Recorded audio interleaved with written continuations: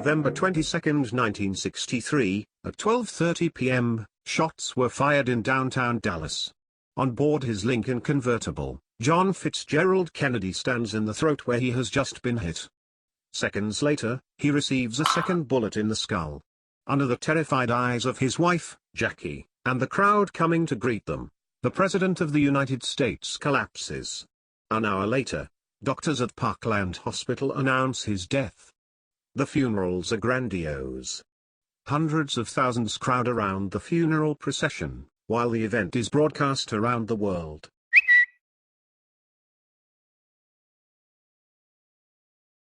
In 1960, John Fitzgerald Kennedy won the presidential elections. At 43, he is the youngest elected president in U.S. history. Brilliant orator, popular and charismatic, he embodies the renewal of America. The world is then divided into two hostile blocs. It's the Cold War, but John Kennedy and Nikita Khrushchev, Stalin's successor, advocate peaceful coexistence, yet tensions persist. In 1961, the Soviets erected the Berlin Wall, and a year later, the Cuban Missile Crisis failed to trigger a nuclear war. Traumatized, the two superpowers then engage in a policy of relaxation. Kennedy is popular, but he is far from getting unanimous praise. The 1964 elections are approaching and the young president is slowly starting to prepare for his campaign. In Dallas, he hopes to win the support of a city that is rather hostile towards him. Good afternoon, ladies and gentlemen. You'll excuse the fact that I'm out of breath, but about 10 or 15 minutes ago, a tragic thing, from all indications at this point, has happened in the city of Dallas.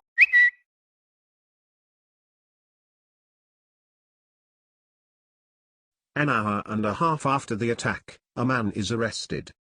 His name is Lee Harvey Oswald.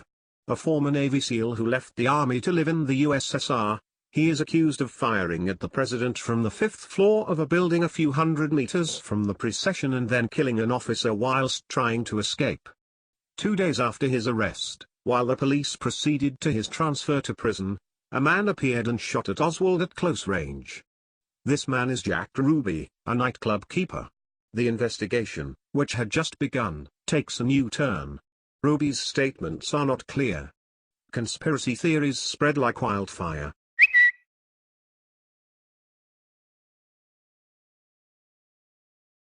On November 29, the Warren Commission is created to shed light on the assassination. After 1 year of investigation, the final report designates Lee Harvey Oswald as the sole responsible assassin. He fired 3 shots and acted under the effect of a sudden and unthinking impulse. The conspiracy theory is officially rejected. Chapter 6 of the Warren Report examines the investigation that has been made into a possible conspiracy. The Commission found no evidence of Lee Harvey Oswald's or Jack Ruby's involvement in any conspiracy to assassinate Kennedy. But these results are immediately criticized. This was denounced as a botched investigation and a report which is not very credible.